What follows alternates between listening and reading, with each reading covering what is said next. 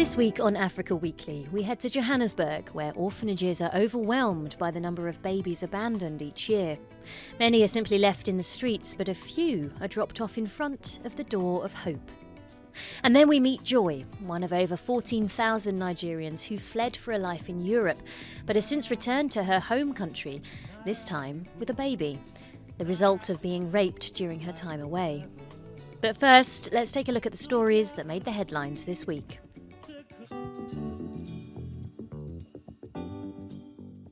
The transition to civilian rule in Sudan is well underway, with the swearing in of a new sovereign council to replace the transitional military council.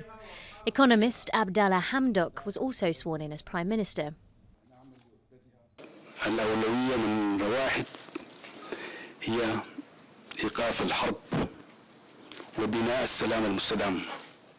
The first priority is to stop the war and build a lasting peace to end the suffering of refugee populations and the displaced people's camps, to resolve the economic crisis and build a national economy based on production.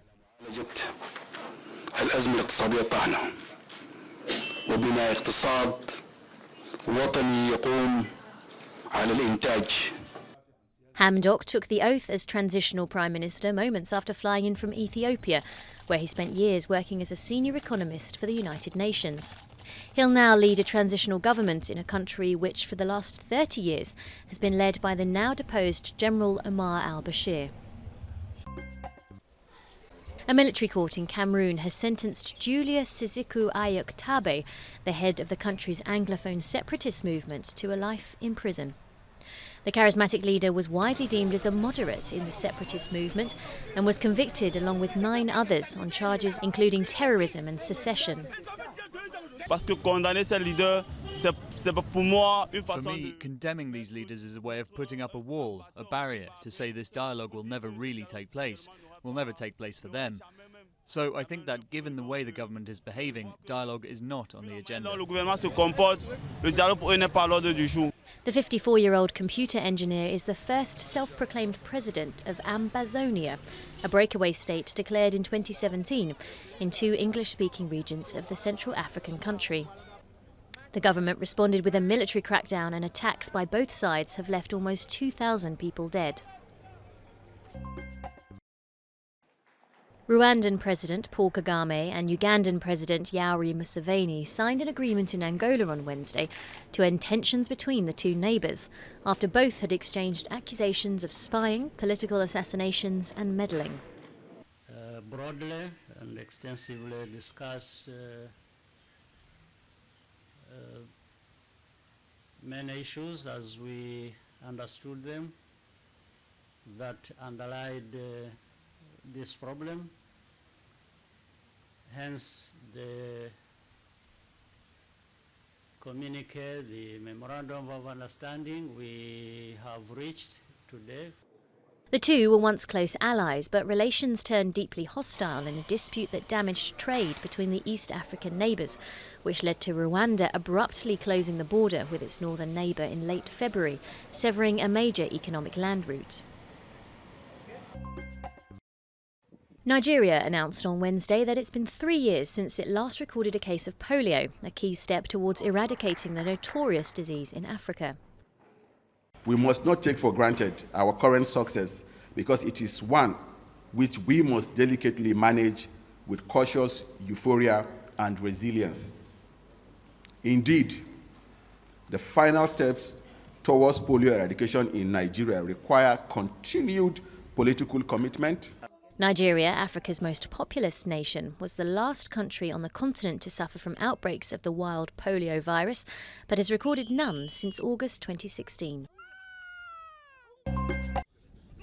Gabon's President Ali Bongo Ondimba made a rare public appearance by attending a military parade marking the 59th anniversary of Gabonese independence. Speculation about his capacity to rule the small oil-rich Central African country surged after he suffered a stroke while in Saudi Arabia. It was really good to see him, and I can see that his health is improving every day. I really thank God that he's kept him well. I say thank you again for this wonderful parade. This is the leader's second official appearance since his stroke 10 months ago. although he's not spoken in public since the end of March, a silence that has prompted some members of the opposition to request he has a formal health checkup.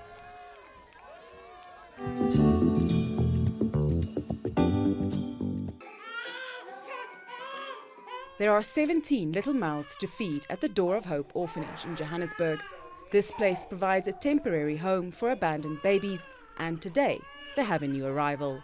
Last night, around 8:30, the center went off, and then they looked at the camera screen only to find that there's a baby, and then they just went in front of the house and go get the baby. The baby arrived through the baby box.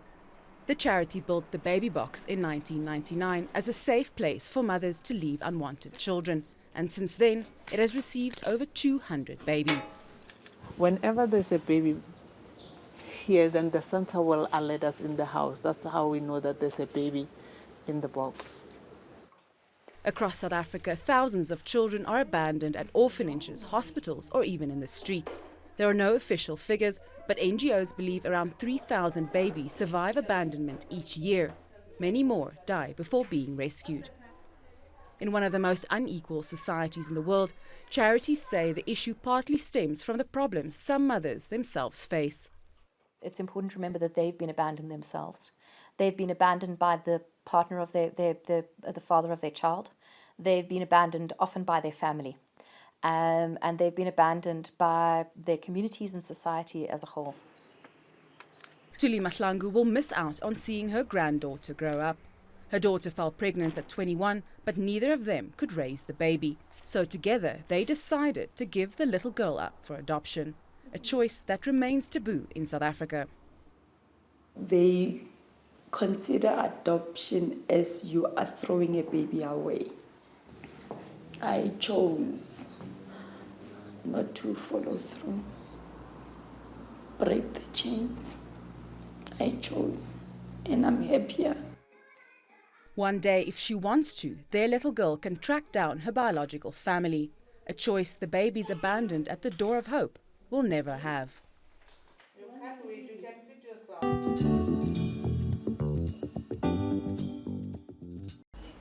Learning new skills in an adult education centre, Joy is trying to restore some normality to her life.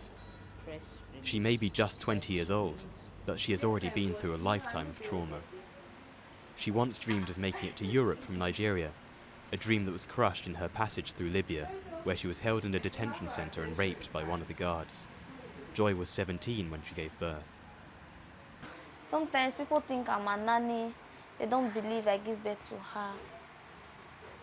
So I just have to tell them that I'm the mom. They will ask me how come. So I don't want to tell them the story. When they ask me where is the father, I'll say, I can just say the father is in Dubai or somewhere else like that. Joy managed to escape and return to Nigeria voluntarily with the help of the International Organization for Migration. She is one of over 14,000 Nigerians who have returned home from Libya under the NGO's scheme since 2017. Around a third of those are women, and in some cases, they travel back home with children born of rape. Faith has a similar story, falling pregnant after being sold into sexual slavery by human traffickers in Libya. So even when my stomach was up like this, even when I was heavily pregnant, he would still sleep with me. Because if I said no, he wouldn't take me to the hospital. He wouldn't do anything for me. So I just had to accept it. The return home is far from smooth. In Nigeria, their children are often called the Arabo children and stigmatized for the circumstances of their birth. In this protection centre, these isolated young mothers are helped by social workers who provide material and psychological assistance. When they come with children that is not wanted, especially children that are being brought back, being raped, the identity is not there. It's a lot of trauma for the mothers. We've had cases where the mothers are very aggressive to these children. Joy and Faith may have managed to escape their captors in Libya, but the majority of migrants are too scared to return to their families with a new mouth to feed. The United Nations estimates that some 60,000 Nigerian migrants are still in Libya. Let's go, baby.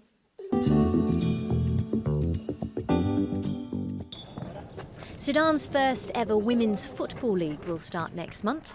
The championship, which will involve 18 clubs, seemed unlikely only a year ago when Islamist General Omar al-Bashir was still in power.